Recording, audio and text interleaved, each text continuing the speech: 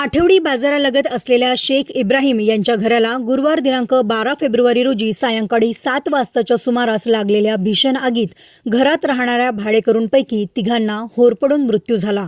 यात 6 वर्षाच्या बालिकेचाही समावेश आहे.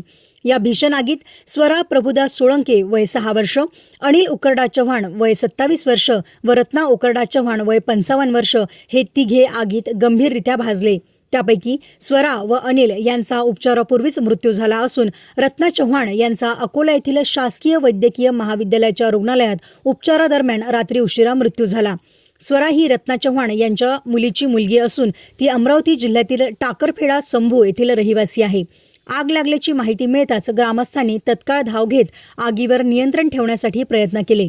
ग्रामपंचायतीने त्वरित पाणी पुरवठा सुरू केला. तेल्हारा व अकोट येथून अग्निशामक दलाच्या 2 गाड्या घटनास्थळी दाखल झाल्या. घरात डिझेल ठेवलेले असल्याने आगीने विक्राळ रूप धारण केल्याची माहिती नागरिक देत आहेत.